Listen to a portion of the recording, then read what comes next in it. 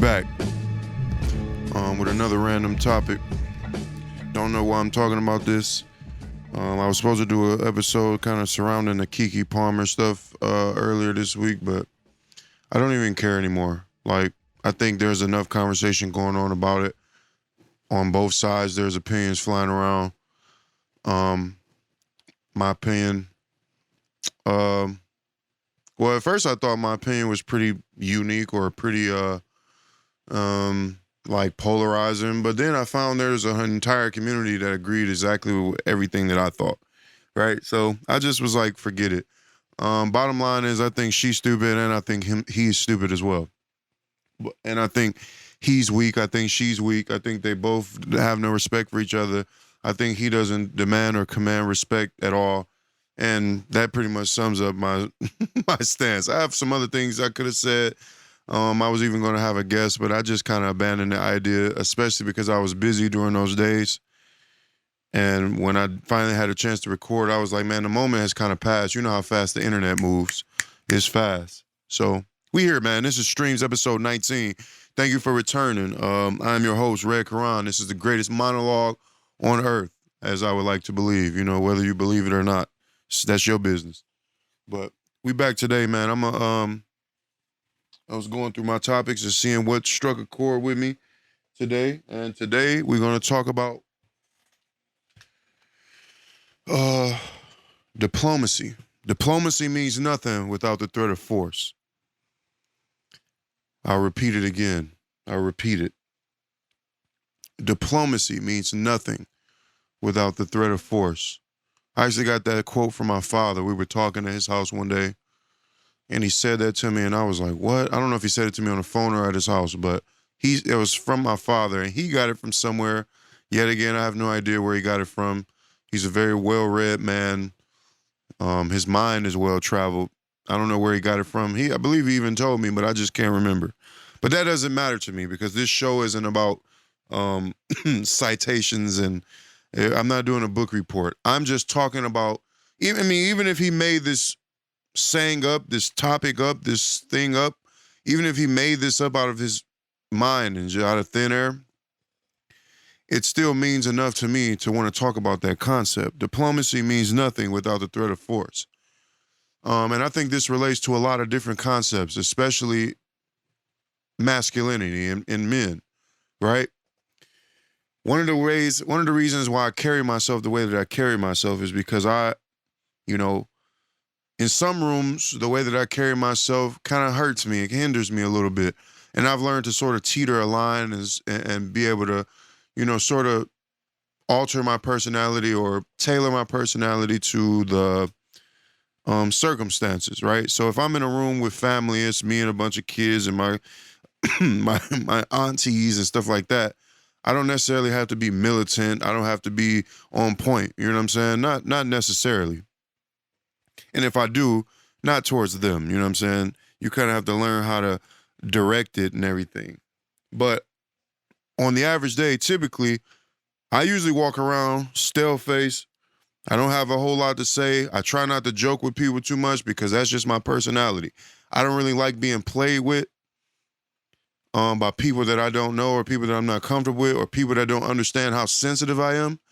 It's like you have to learn me in order to like have the right to like play with me. You know what I'm saying? Because shit can go wrong real quick because I have a temper and I just have a set of things that I believe in and don't believe in. Certain niggas that don't know me well enough can't say certain words to me. You can't call me a bitch because to me, those are fighting words. And that's some shit that it's like a line you're crossing with some man that you don't know. You can't call me a bitch. But then I got a homeboy that called me a bitch every time he see me, but it's cool, right? He knows me. We have been knowing each other for over a decade, almost 2 decades. You know what I'm saying? So it's like the temperature, I don't have to wonder what his intentions are, right? So I carry myself in a way that sort of wards people off. It's a defense mechanism for a lot of negative reasons, but I've also grown to love that about myself because it's saved me from a lot of BS, and it's also carved me out a lane as a man in social settings or in general, right? It's like when you see me, you know that he's no nonsense. That's a thing.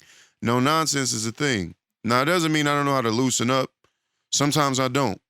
It takes some time. But I do know how to loosen up. I know how to have fun, especially if I know you and I'm comfortable with you, right? But on average, I like to carry myself as no nonsense. It was my father, again, who kind of put a definition on that for me when I was really young. Because I was trying to explain to him, like, why I am the way that I am or why I seem kind of like closed off and stuff. And he's like, no, I get it. Like, you a no-nonsense kind of guy. And I'm like, wow, I guess that's a pretty good way to put it. And a lot of people that I come across historically have tried to like put a negative connotation on who I am as a person instead of accepting me as the person that I am. They try to correct me and make me into something else. But what I've had to accept over time is that I'm not something else. As I've gotten older, I've learned how to have fun. I've learned how to be less judgmental. I've learned how to loosen up. But at the same time, I like the man that I am. And I like the way that the world responds to me most of the time. A lot of times my demeanor gets results in the way that I want them, and I don't think there's anything wrong with that. Leave it to the other guys to be funny and bubbly and playful and inviting and, whatever it is that they are. There's nothing wrong with that. I'm not saying that everyone else should be like me, but I am saying that I am me and that there's nothing wrong with that. I've been in a lot of places, especially, you have to understand there's a whole lot of psychological things built up inside of me based on this body that I've had to live inside of for 34 years now. There's a lot of things that I, like subconscious things that have happened to me, that I've stored away. The fact that I'm a light-skinned black man has sent me through a whole ordeal of things. And you know what?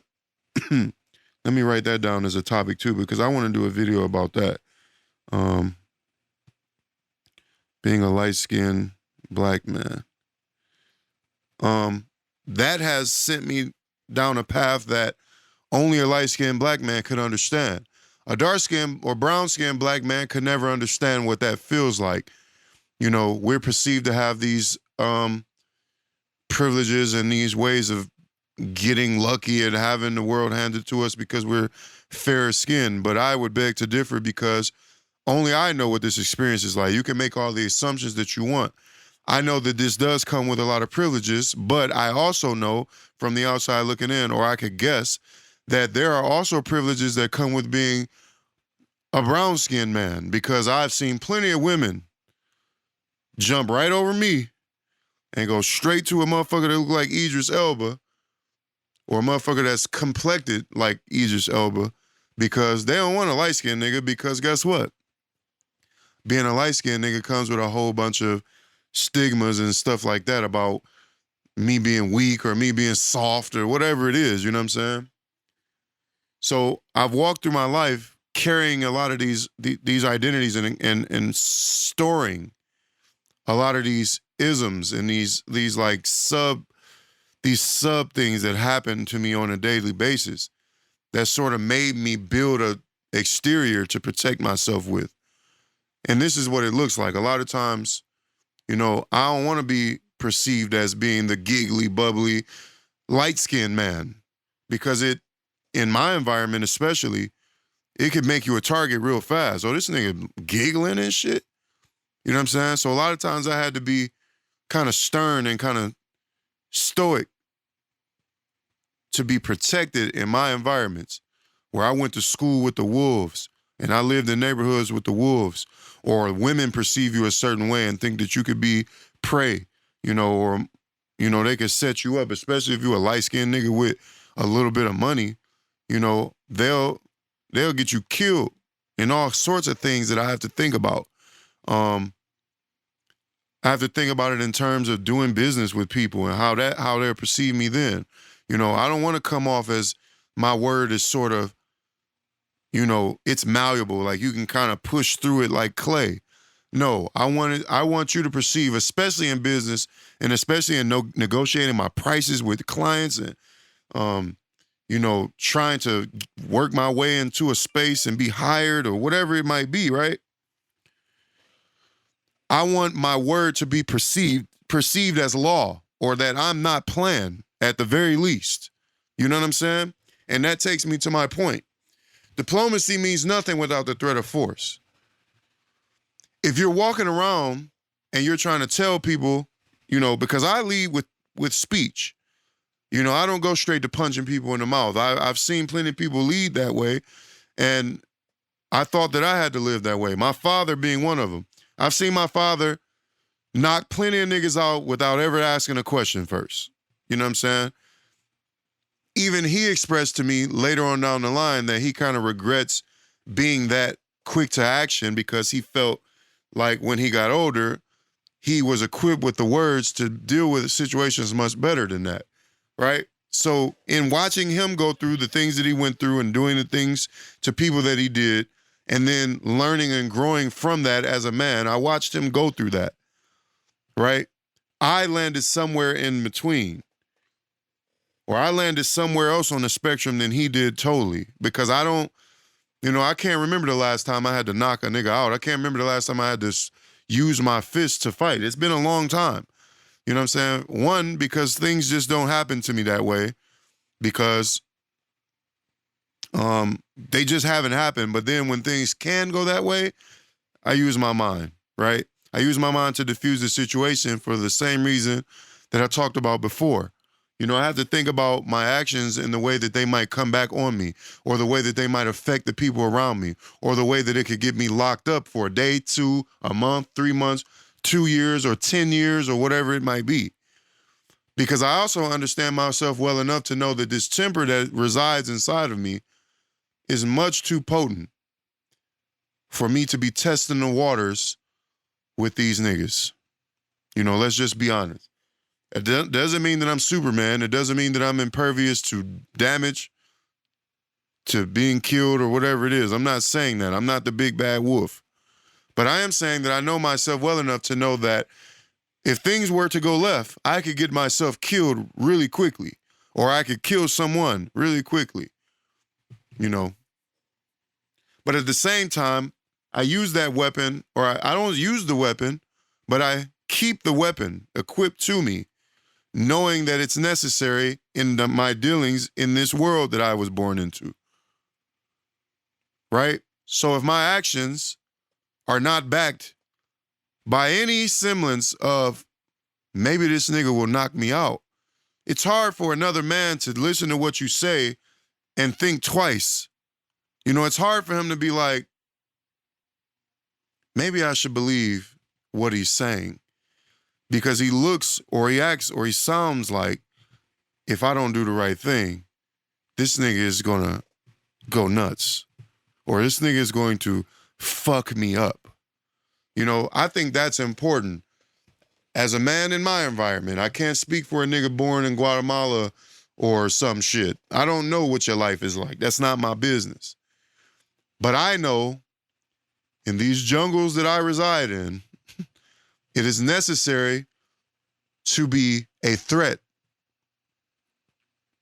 I thought this way for a long time, even before I could put words to it, right? But then I got outside and I got older and I started to run into a lot of thinkers and speakers that spoke about this very thing in the exact way that I thought about it. Masculine men are supposed to carry with them some form of threatening presence in order to not be fooled, bro. That's a real phenomenon.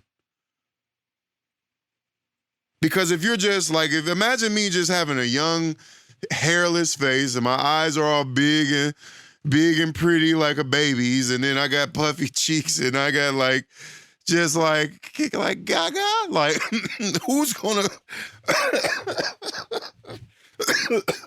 ooh-wee.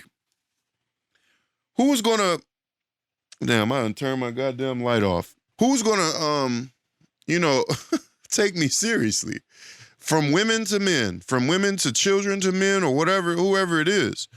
You know, you just walk around looking all sweet and soft. Let me see if I can turn this back on. Like, who's gonna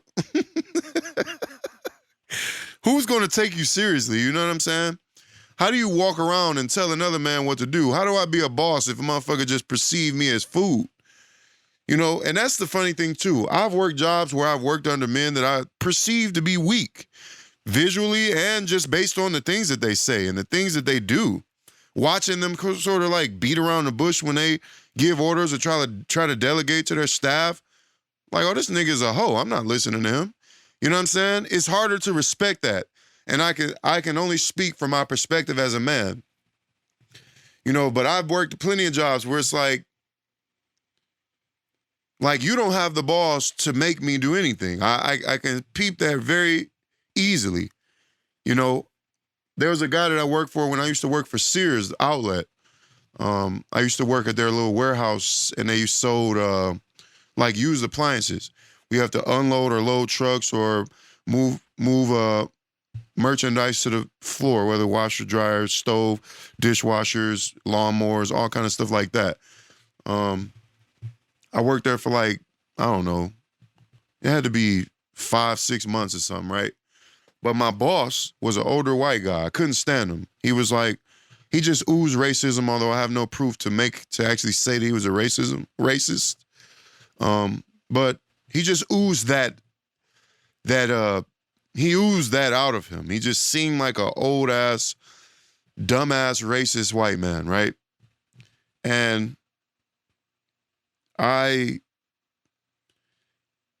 worked for him for all of 5-6 months, and I learned very quickly that he was not fit to be a leader, right? He might have just gotten there through seniority or ass kissing, and you know, the good old boy system, how it goes.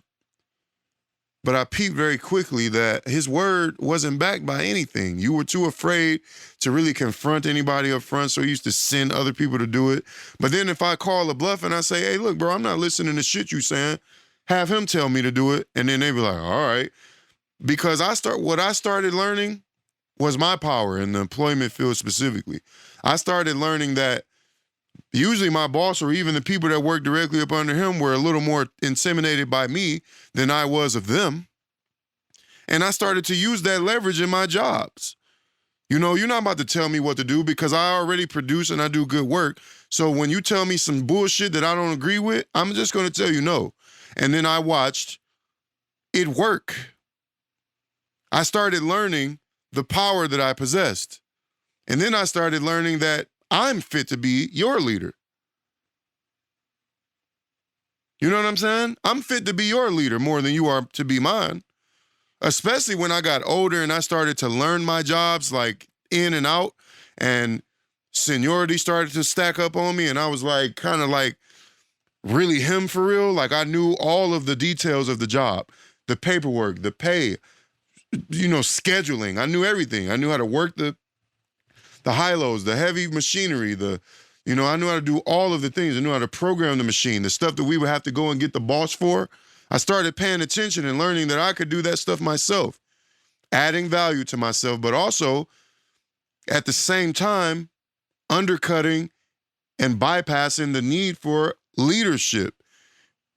You know, we all know those people at our jobs where it's like they're employees just like you, but they've been there maybe like 10 times as long as you, and they know everything, and they're like another leader that you can go to. And a lot of times you prefer to go to that employee because it comes with less bullshit. It comes with less, he can't fire you,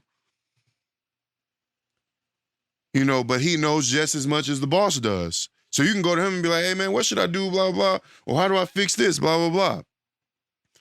In some of my jobs, when I started to become that, I started realizing that power is nothing but like knowledge, diplomacy, and your ability to enact those things.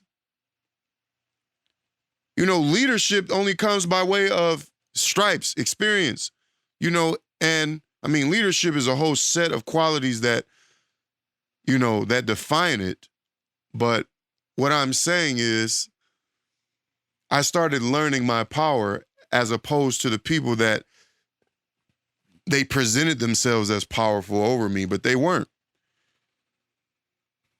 If your words are not backed by anything, if you're just a coward, if you're just a pawn, if you're just someone that I could see right through you, you know, that thin veil of superiority that you wear because you're the manager, quote unquote.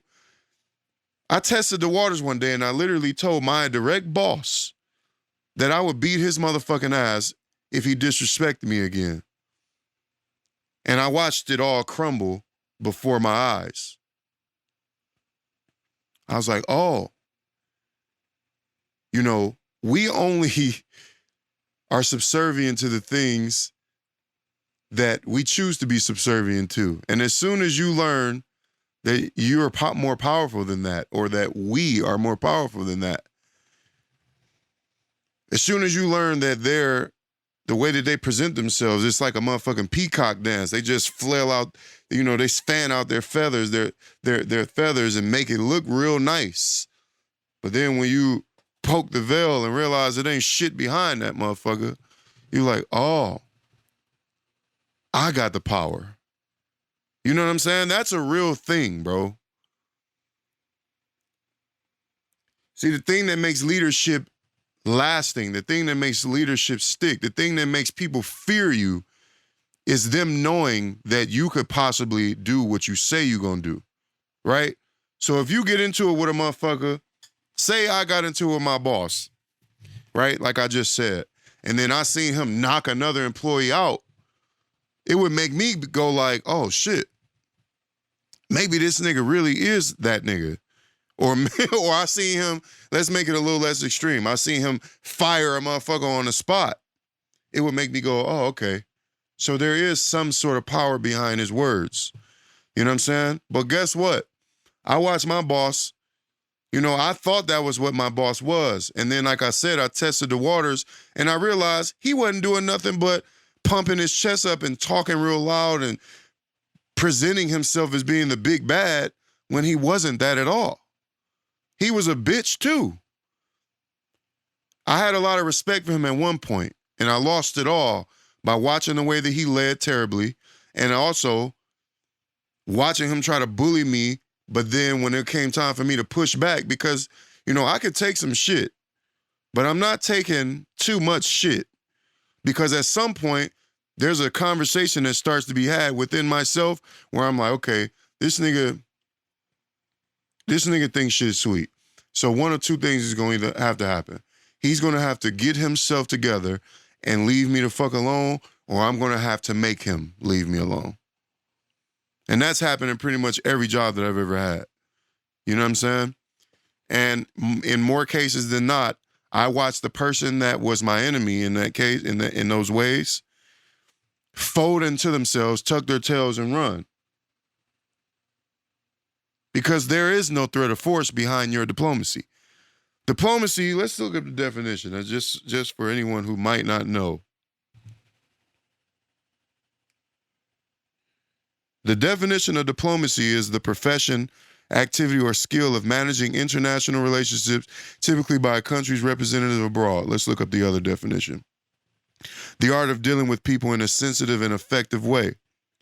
Diplomacy is about the way that you use your words to get things done, the way that you manage personalities, the way that you do all sorts of things using your words. Diplomacy is talking a nigga down out of shooting you or shooting someone else. You know, if I say, you know, I'm going to use my diplomacy to get out of this situation, it's talking yourself out of a ticket with a police officer, something like that.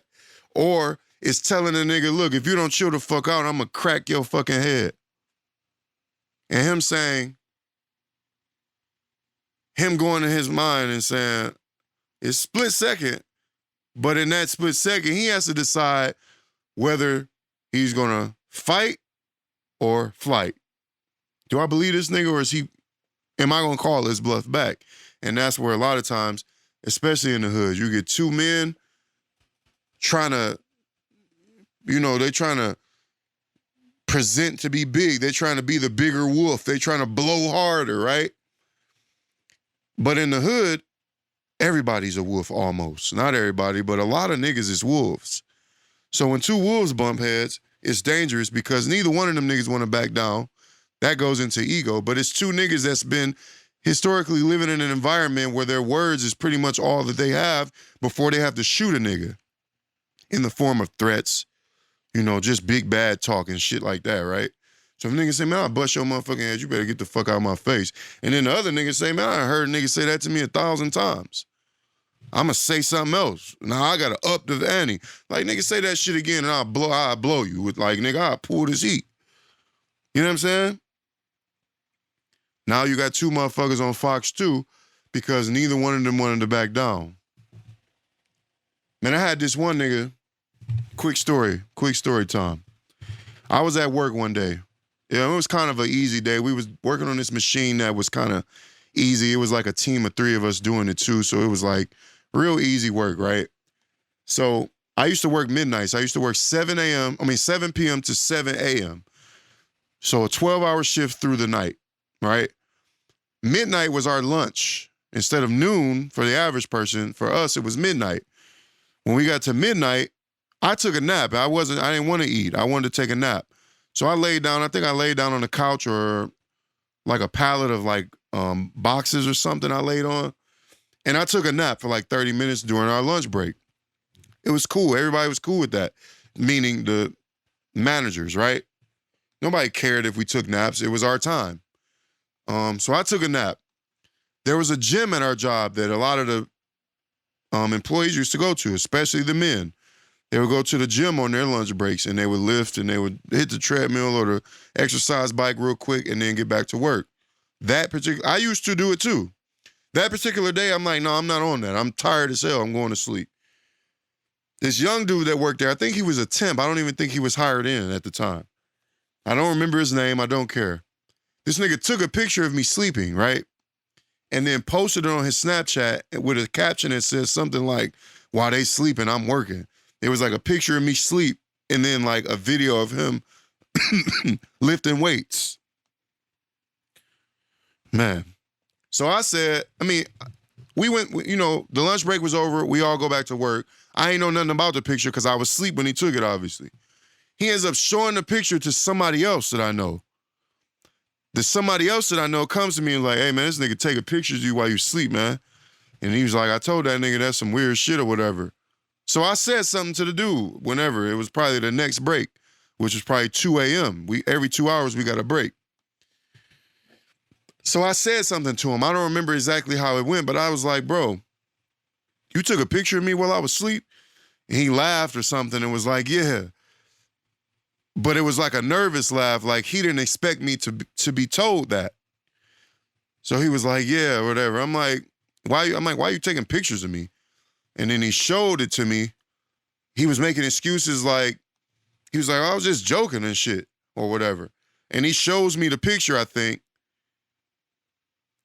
And then I'm like, man, you can't be taking no motherfucking pictures of me. Like, I don't know you like that, right? I'm kind of talking to him regularly. I'm mad at a motherfucker, but I'm talking to him kind of calmly, but with enough power in my voice so this nigga can understand that I'm not playing with you, right? So he says, I don't know if he walked away and came back or he said some shit like, oh, my bad. I wouldn't have took the picture if I'd have known you was going to be so sensitive about it. And he said it with like this look on his face like he wanted to get active or something, right? So I said, hey, man, I'll break your motherfucking jaw. And all the tough washed out of his body right in front of me. He was standing in front of me. I'm sitting on the couch, kind of relaxed. I said, hey, man, I'll break your motherfucking jaw. Who the fuck you think you talking to? I'm like, nigga, you don't know me like that. And I kind of went on for a second, and he was standing there looking like a kid. I'm not trying to present this story like I'm him because he could have not given a fuck and we could have just got to it. But the point that I'm making is that I didn't give a fuck either way because I was the one being put on display and kind of disrespected. I don't know what his fucking purpose was, right? But I'm like, yeah, I told him what I told him. And then he kind of scurried away. He left the area we was in. He walked away. And he kind of escaped. He left. Now I'm mad. And then when he leaves, me and my homeboy sitting there talking my homeboy like, man, that's some weird ass shit. We kind of talk about it. I'm like, who this nigga taking pictures of me? Like, I don't even know this nigga. You taking pictures of niggas while they sleep, but this nigga come from Auburn Hills. He grew up in Auburn Hills. I don't know this nigga, but he grew up in a neighborhood that's nothing like mine. So his idea of funny or pulling pranks on people where the boundaries that are okay, where he comes from is way different than, you can't do no shit like that where I'm from to people without getting your motherfucking ass whooped. Taking a picture of me while I'm sleeping in, trying to clown me on your Snapchat for what? Especially if I don't know you. So time passed, he ended up coming back. I think we had to work together still, so he was kind of like working quietly. And then I think we had another break at like 4 o'clock. And then he was like, hey, man, I just wanted to apologize. You know, I know I was wrong or whatever. I'm like, oh, it's cool, nigga. You know what I'm saying? Like, it's cool. But it was like he had to go think about it. Like, at first he was trying to present tough, like he didn't want to back down. He didn't want to apologize or take accountability. He wanted to stand on his square and act like it was cool for him to take pictures of me and try to clown me on his Snapchat like I was the one tripping. But then when I let him know what the price tag for that is, then he had to reevaluate if he wanted to pay it or not. You know what I'm saying? And I'm not saying that's the solution to all problems, because I've dealt with a myriad of problems, as we all have as adults and kids, and there's a lot of different ways to solve a lot of different things. But in that instance, what should I have done? Should I have begged him to take it down? Or as a man, should I have let this nigga know the price of playing with me is getting your fucking jaw wired? You know, because I didn't do nothing to him. We had no history before that. There was nothing, like, he wasn't retaliating about something I had done before. He just started playing with me. So it's like I have the duty of setting the tone with other men to let them know what you can and cannot do fucking with me. You know, and if I didn't set that record straight going forward, who knows what else he would have tried to do or felt comfortable doing with me. When you let niggas slide and you don't show niggas what is standing behind your word, niggas will test their boundaries. They'll take an inch, you give them an inch, you know, whether it be speaking to them, and then they'll try to test their limits with you. Hey, can I borrow your phone? And I've been in all them situations, especially as a kid. Hey, can I borrow your toy? And then they take your toy and run off. You know, they keep asking for shit to see how much more they can get out of you. But if you let a nigga know, hey, look, I'll let you borrow this motherfucker, but if you don't bring my shit back, it's gonna be a price to pay, nigga. So a nigga be like, oh shit. You know, I'm not trying to be Debo. I'm not trying to be Suge Knight. But in my experience, in my own personal experience, what I learned is that if you don't tell motherfuckers the price, they don't know what they're gonna have to pay. If you let niggas think shit is sweet or shit is free, they're going to take all of it. They're gonna take as much as they can get. You know, I don't let motherfuckers play with my kids, and I cut that shit off real fast. You know, don't joke about my children in certain ways. Don't make sexual jokes about my kids. Don't refer to my kids as certain things. I don't like none of that shit. You know, don't act like you're gonna do something to my kids and all that kind of stuff. I don't like playing like that. Because if I let you do certain things, I'm saying if I don't know you, you know what I'm saying? If I let you do certain things, I'm afraid of it putting the idea in your head that you think it's okay to go further because I didn't set the boundary. You know, it's not okay for you to go further fucking with my kids. It's certain things I don't fucking allow. You don't talk to my kids a certain way. You certainly don't put your hands on my kids, and a myriad of other things that I'm not cool with. You know, now my own personal boundaries are a little more lax because I'm responsible for me and I know what I can take, and you know, but when it comes to my kids, it's very strict, it's very cutthroat because I cannot allow no room for error with them, right? But if you keep woofing and barking at niggas about shit and you never show a nigga what you move like as a man, a nigga is never going to respect your word, and a nigga is going to Or a nigga is going to test the waters and try to, push through and see how malleable your word is, how soft it is. How much can I get away with? That's why it's my responsibility to let a nigga know real fast how much he can't get away with. Don't disrespect me. You talk to me the way that I talk to you, with respect. Honor me, I honor you. Shake my hand, I shake your hand. There's another thing I had to get over doing too when I was young, is sort of like looking up to niggas and letting niggas get away with shit because they're older or because I perceive them in a different social level than I am. So I'll be in a nigga, I'll be like, hey, what's up, man? And he'll kind of little nigga me like, hey, what's up? Like almost like, what's up, little nigga? And then I kind of let that shit slide. I started even being reserved with that. Like, no, if I shake your hand and I say what's up to you and you don't say that shit back to me, then going forward, my stance is fuck you until I perceive you respecting me the way that I respect you. Because after that, my next step is slapping the shit out of you as soon as I feel like you are trying to little dog me or something, like you're trying to put me in this spot. It's a lot of like mental tactic and psychological shit that niggas do to each other that I've learned over time, especially being young. When I was 23, 24 years old, walking into a room with niggas who was 30, 35, and niggas trying to treat me like I'm the little nigga. You know what I'm saying?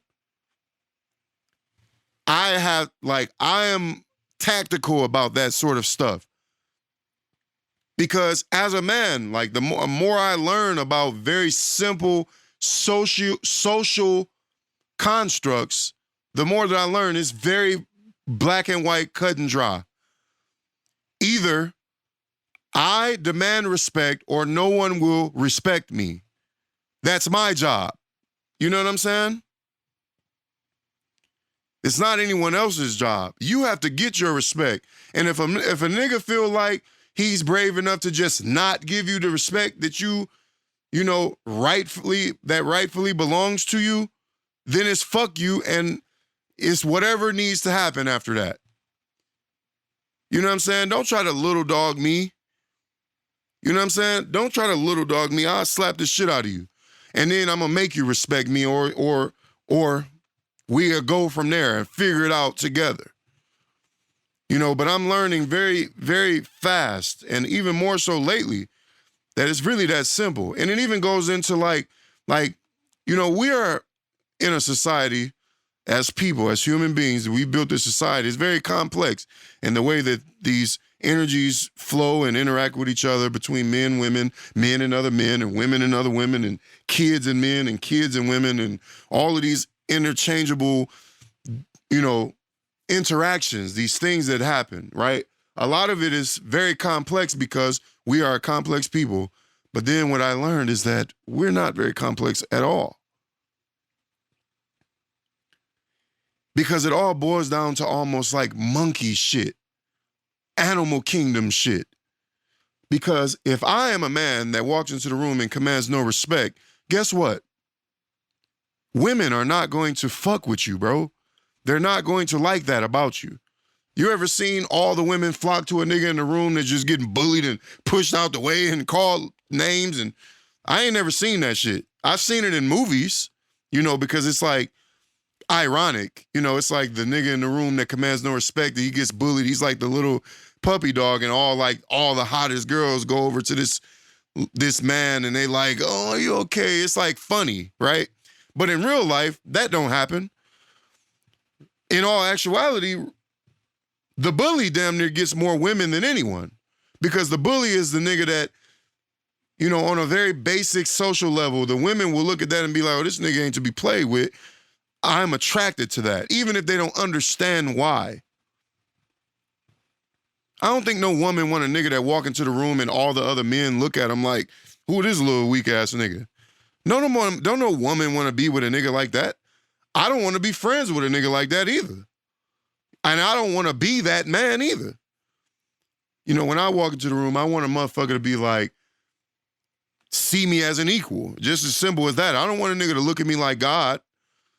I want a nigga to see me as an equal. Like, oh, he not to be played with. That nigga, he carries himself like he expects to be respected. He carries himself like he's been somewhere. He carries himself like he knows something. He carries himself like he got something. He carries himself like he not gonna settle for no bullshit. That shit matters when you're walking into rooms for interviews, business meetings, negotiations, a date with a bitch, all kind of shit. I'm not trying to walk into the room and being the weakest nigga in the room. You know? So what I had to learn is, you know, you have to learn how to use your words. Diplomacy is important in every man's life, I think, because you could diffuse situations by way of saying, hey, look, man, I don't think we need to go this route. You could be nice with it. Diplomacy can come off a few different ways. You could be nice to a nigga and say, look, bro, we ain't got to do all this face fighting and arguing, bro. My name is blah, blah, blah, blah. It was a misunderstanding. We got off on the wrong foot. That's diplomacy. But diplomacy can also look like, hey, bro, I'll break your motherfucking jaw. You keep playing with me. And then a nigga have to think twice. Okay. Now, just saying those few words that I meant from the bottom of my heart, it got me out of a whole future of fuck shit with this young nigga that I had the problem with at work. Because now he knows, okay, that's not the nigga to fuck with. Let me find something else to do. So it makes me avoid a whole work shift worth of bullshit potentially. You know, because it be certain niggas that come around and you can tell they just goofy ass niggas and they don't respect boundaries and they don't know their limits. So they like to play with people. That's what I'm saying. I ain't never been that person because I've always grown up around people that were unpredictable and what they were capable of wasn't always readily seen. It wasn't always easy to tell what a nigga's capable of or what makes him mad or all of that shit. So I respect that. I don't walk into the room and start pulling niggas' clothes and saying, oh, you a bitch and all that shit. I don't play like that because I've seen too many niggas that look unsuspecting be the worst nigga in the room. You know, you think this nigga's sweet, you think he fool, but he the one nigga in the room that'll kill you. I like that kind of shit. You know what I'm saying? Because as men, you know, all we want, most of us want, is to just be left alone, be respected, be able to be left to our devices, and we don't want to have to deal with being targeted for no reason, whether it's robbery, being the butt of the jokes, whatever it might look like. I don't want none of that shit. I just want to be left alone. You know, if I'm in a room with my lady, leave us alone. You know, but if a nigga that looking for food see you and you look like food, niggas gonna target you unless you let a nigga know. Whether it's through your demeanor, your mannerisms, the way you present yourself, the way you dress, the jewelry you wear, whatever it is. That's why all of that shit, like, we make it seem like jewelry and earrings and beards and all this shit means nothing. Like, these are just aesthetic, like, pleasures, things that we just choose for no reason. No. Niggas with money wear chains because it's a status symbol. Symbols are powerful. A lot of niggas wear guns on their hips, not because they want to use them, but because they know if another motherfucker see it, it could delay or off-put a whole bunch of shit that you don't have to deal with. You know what I'm saying? I don't believe in that philosophy, but there's plenty of motherfuckers that do. A lot of people only carry guns because of what it can mitigate. You know what I'm saying? I don't believe in that. You feel me? I believe in something a little more subtle than that. You know, I understand why rich men wear jewelry that displays that they're rich. A lot of times it's because niggas are ignorant, they ain't never had none, and they want to show off. Fine, it's a great chunk of it that is attributed to that. But the truth be told, a lot of niggas wear money on their bodies to show who they are to other men and women. That shit isn't, there's nothing wrong with that. And I'm learning to differentiate between the two. If you look at a motherfucker like, I don't know, Quincy Jones, like we look at motherfuckers like the old stars and how we compare them to the new niggas and how these new niggas wear big chains and all this ice and shit, right? But let me tell you something. Just because Quincy Jones and all the motherfuckers from the 50s, 60s, 70s, 80s wasn't wearing big icy chains, first of all, that wasn't their culture. Hip hop wasn't their culture, right? Hip hop is our culture, and that's what we do. You know, it's the same reason why motherfuckers in Africa gaze their ears, or motherfuckers in Cuba do certain things, you know, aesthetically, right? So you can't expect Quincy Jones to wear a big-ass icy chain like Busta Rhymes, right? But even though they weren't wearing those things, they were presenting as being rich, whether you knew it or not. You know how? By wearing a fucking shirt that only other rich people knew cost $1,000. Like, you look at this nigga like, oh, he just wearing a shirt. He ain't wearing no chain. Like, look at him. He rich as hell. He ain't wearing... Yes, the fuck he is presenting money, because that shirt he has on, you just don't know it. But Michael Jackson know when Quincy Jones walk in the studio, he wearing $10,000 worth of clothes, because Michael Jackson is also rich. Other rich men can recognize that this nigga, he wearing that shit. As a broke motherfucker who ain't never been in the places that they've been to shop, we don't know what them clothes cost. So we think they're being humble and they're just dressing regular. No, this nigga has a ring on his finger that's worth $100,000. It might just be one ring, but it's a fucking diamond, a singular diamond in that motherfucker that costs $100,000. But we think they being, no, these white men and black men alike, they all wear status symbols on them. It's subtle. It don't have to be, you know, that's the art in it. You know, all of this leads into the same shit. All of this is related. Diplomacy, the way that you present, the way that you present yourself, the threat of force, the value that you present, all of these things are related, right? So we think rappers are overly gaudy. That's your opinion. That's, you know, I believe something is there's such thing as being overly, like, you're doing too much with the jury. But it's not just black rappers that present money. You think because Adam Sandler walking around in a fucked up t-shirt and some shorts or whatever, that he's not presenting status symbols in his everyday life? He is. I guarantee it. When he walk up to valet with that motherfucking key that say whatever it says on it, the car key, you know what I'm saying? You don't think he's proud of that car? You don't think he feels some sort of way knowing who he is? And then first of all, a lot of these niggas don't have to present the wealth because they've already surpassed that level.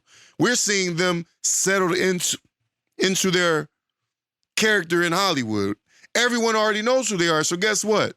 Their face card is the presenting of status and wealth. Adam Sandler can walk around in basketball shorts and a t-shirt and an open button-up looking bummy, but everyone already knows who he is. You know, but there's certain stages you go through as a person trying to present a certain way, right? After a while, your character speaks for itself and you don't have to present. You know what I'm saying? All of this shit matters, man. I think the way that we back our words with our actions is important to us as men. Because if you just walk around crying wolf all the time and, you know, you ain't about shit, it's going to eventually be found out and motherfuckers are going to realize that you're food. You know what I'm saying? I've been in this position dealing with people in this studio that have made the mistake of thinking that I was food. Now, I have not had to knock a nigga out, but I have let a nigga know that I will. And I think based on my experience in this motherfucker, they believed me. Because it only take one time for a motherfucker to fuck with me before, you know, shit change real quick. You know, I don't want to have to knock a nigga out. I don't want to go down that route. I don't want to have to find out if this nigga gonna press charges or I'm gonna have to get killed or he gonna kill me or I'm gonna kill him or whatever. You know what I'm saying? I don't like that. I'm not interested in that. But there's a space, there's not, you know, it's not black and white. There's a gray area between those extremes. You know, so letting a nigga know what you about is a perfect way of, you know, carving out your lane as a man and letting the men around you understand what you will and will not tolerate. And that's so important to me. You know what I'm saying? It's so important to me. I'm a sensitive nigga. I am light-skinned in certain ways. I can't wait to do that episode. I am very light-skinned and I'm not ashamed of that shit. I'm sensitive. I don't like people playing with me in certain ways, but I also know my sensitivity. I'm saying the word sensitive because the word sensitive means a very specific things. You know, I react quick I react quickly to stimulus, right? Things can affect me very easily. It doesn't mean that I'll start crying. It might just mean that I might beat the shit out of you. And that's just the truth. You know what I'm saying? And I don't want to do that. That's not how I want to live my life. So I set boundaries with people. You know, and I make sure that people understand, that men understand, women understand that there is action to back up my words. I'm not just talking. You know, you can't just fuck over me and I'm gonna just be like, all right, you know, I'll take it all. I take a little bit of shit. I know how to do that. But at some point, it's gotta be fuck you, man. It's gotta be, bro.